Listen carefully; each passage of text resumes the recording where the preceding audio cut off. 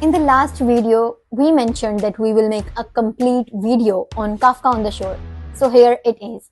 This video is gonna be a bit complex, so listen up closely.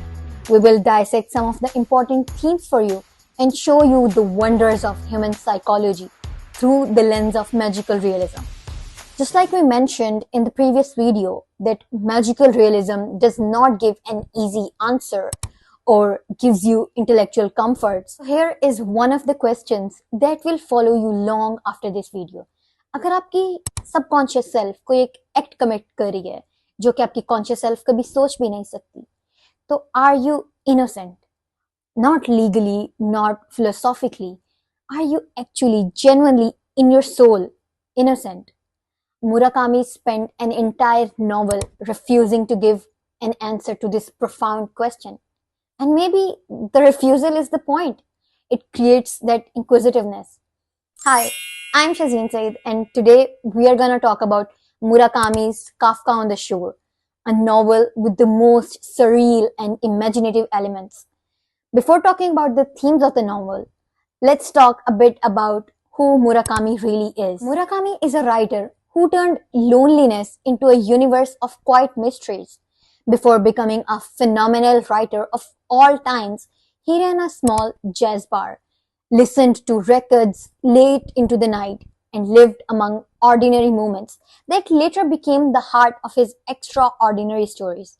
He wrote various novels, which include Norwegian Wood, Kafka on the Shore, and the Wind-Up Bird Chronicle, and many more, in which he explores love, loss, identity, and the strange hollowness that hides beneath the ordinary. Through his work, he shows that the most mysterious journeys are not far-fetched, they are not across oceans, but inside our own hearts and minds. Kafka on the Shore is not really a story of a runaway teenage boy or an old man talking to cats. It is a sustained philosophical argument about the nature of the self, about the impossibility of running from your subconscious, and the terrifying possibility that the thing you're most afraid of becoming is already assembled inside you, quietly wanting to be discovered by your own choices. Novel के themes discuss करने से पहले let's talk a bit about the characters of the novel. तो सबसे पहले we have Kafka, who is a 15-year-old runaway from his home. Secondly, we have Nakata, who is an old man and he is able to talk to cats. Thirdly, we have Miss Psyche, who lives in the library and she is mostly consumed by the memories of the past. And then we have Oshima, who is a librarian. And lastly, we have Hoshino, who spends most of his time with Nakata and goes through a process of growth and self-development through him. The novel opens with a far more disturbing image, जो कि इसकी thesis statement भी है, that sometimes fate is like a sandstorm that keeps changing directions. You change direction, but the sandstorm chases you. You turn again, but the storm adjusts. This is not poetry, it is a philosophy. और Murakami हमें fate के बारे में वो typical बातें नहीं कर रहा. He is not saying that fate is powerful or it's inexorable. He is rather saying something far more disturbing. He's saying that fate is not something external or something which is imposed on you externally, या फिर something which is engraved on you since eternity, बल्कि he's saying कि fate is internal. It emerges from within you, from the deepest, darkest, and inaccessible layers of your psychology. The storm moves when you move because the storm is you. This obliterates two of the most comforting assumptions that humanity has carried throughout the history of existentialism. पहली ये कि इंसान अपनी तकदीर का गुलाम है, जो नसीब में लिखा है वो होकर ही रहता है. Externalizing fate in this way is quite comforting. It gives us impunity from our own actions and immunity from the whips of reality. और दूसरी assumption ये that our own self is a safe, private space, even though it is bound to operate according to the script of fate. लेकिन फिर भी अगर external conditions control में हो ना हो, हमारी inner self तो हमारे control में है. हम समझते हैं कि हमारी desires, ambitions और interests हमारी अपनी choices से बनते हैं. But Murakami shows us that your inner self is not truly yours. Something is assembled in there that you didn't choose and you cannot dismantle, and it will find its way out whether you're ready for it or not. This is the exact same thing that happened with Kafka Tamura, one of the protagonists in the novel. He was given an Oedipal curse by his father. उसे बताया गया था that he will kill his father and sleep with his mother and sister. And throughout the novel, he tries to run away from this curse and falls in the same pit that he was trying to avoid. But the beauty of magical realism is that there is no direct answer and open-ended conclusions. So there is not entire certainty that whether the curse was fulfilled or not. This seems like a direct conversation with Oedipus. But Murakami adds something Sophocles did not quite say through the genius character of Oshima, who teaches us that the sense of tragedy does not come from the protagonist's weak points, but from his good qualities. People are drawn deeper into their demise, not by their defects, but by their virtues. Kafka is not being destroyed by his failures, balki he is being destroyed by his courage, the courage to run rather than submit, by his honesty, his relentless need to understand, and his inability to look away from what he cannot explain. His best qualities are the mechanism of his ruin. This produces the next disturbing question, which Murakami leaves hanging in the air throughout the novel. अगर moral goodness आपको ज़्यादा vulnerable बना देती है towards your fate, if your virtues are what pull you towards destruction, then what does survival require? Becoming worse, evil, less curious, less honest, less brave, या फिर जैसे नीचे कहता है, the last man. The novel, as I mentioned earlier, refuses to give a straight answer. Instead, it offers something harder. It suggests that the tragic structure is not a prison, but sometimes it is a crucible. That there is something on the other side of the destruction, a higher plane of understanding that can only be reached by walking through it, not by going around it. In the sea of consciousness, the only way to reach the shore is by drowning yourself first. This is where Murakami becomes genuinely radical. In the middle of the novel, Kafka finds a book about Adolf Eichmann, the Nazi bureaucrat who organized the logistics of Holocaust. In that chapter, his mentor Oshima mentions, in dreams begin responsibilities. Where there is no power to imagine, no responsibility can arise. आइखमैन का अपने trial पे defence ये था कि I didn't design the extermination. I only executed the plan that my superiors authored. This is what Hannah Arendt called the banality of evil.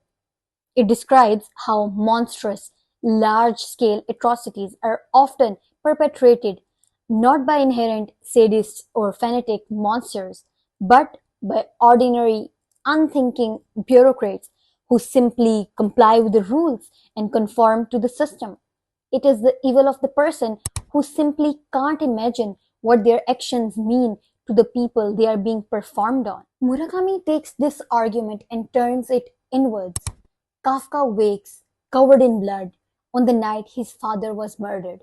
Oshima offers him a physical alibi because he's in a different city, 100 miles away from Tokyo, where his father, Koichi Tamura, was killed. It is impossible, according to every physical law, that Kafka has killed his father, as the prophecy claims. But Kafka refuses the comfort of this alibi. He is not talking about the physical domain. He is talking about the domain of imagination. Kafka's unconscious can imagine his father's murder, and his dream self may have enacted it. And if imagination is the foundation of responsibilities, if the capacity to imagine something is what makes you accountable for it, then no physical alibi can help you. This is something really disturbing.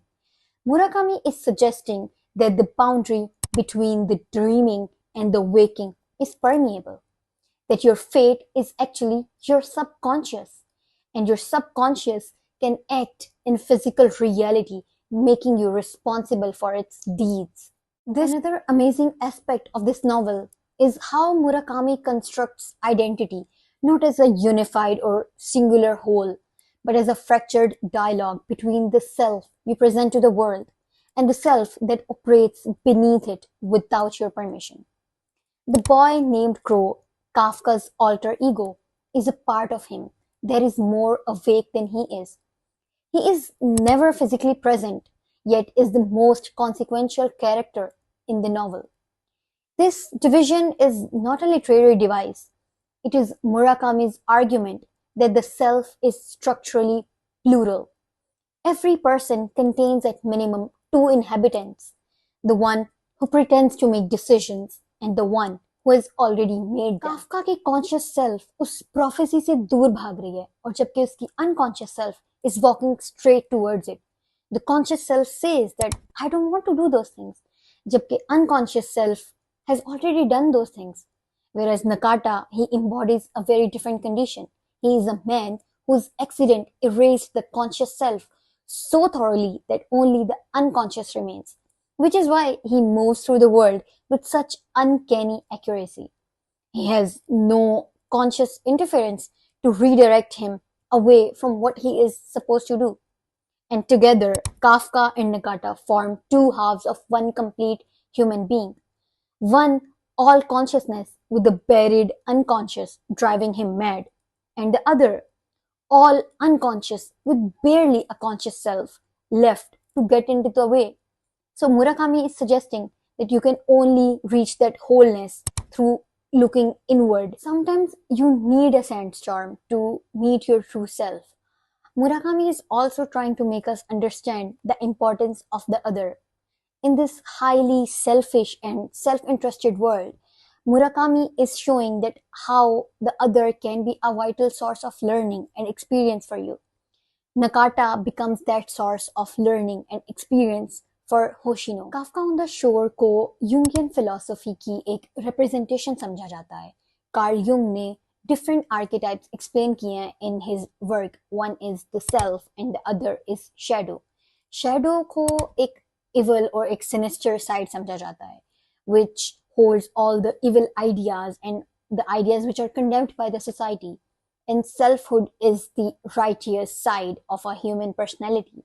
And for most humans, attaining that selfhood is the goal. And Murakami explores both of these sides through various characters in the novel. Lastly, we're going to talk about how the internal wounds and the inner world of any individual or any character determines his outer world. So Murakami himself was going through the shared trauma of the war that was going on in Japan, and there are various instances in the novel where he has shown those characters and talked about the shared trauma that Japanese people went through because of the American war and the colonial impact of it. Let's talk about some of the critiques of the novel. Murakami is one of the most beloved and most criticized writers alive. He is usually accused of being culturally rootless. His works are so saturated in Western literature, American jazz, and European philosophy that they sometimes feel stateless. He belongs nowhere, neither authentically Japanese nor genuinely global. He seems suspended in a cultural limbo, mistaking cosmopolitanism for depth. Female critics and feminist scholars have raised more pointed objections. Women in this novel tend to exist primarily as objects of male longing, as mysteries to be solved, or as merely emotional landscapes through which male protagonists travel towards self-actualization. Miss Psyche is extraordinarily beautiful, she is extraordinarily graceful, and still she is reduced to her relationship with a dead man and a living lusty boy. She has an inner life, but it is projected to us primarily through the male lens that observes it. The question of whether Murakami is really exploring the complexity of female experience or aestheticizing female sufferings for the purpose of development of male characters is one he has never satisfactorily answered. Then there is a question of resolution or its absence. Murakami almost leaves everything unresolved.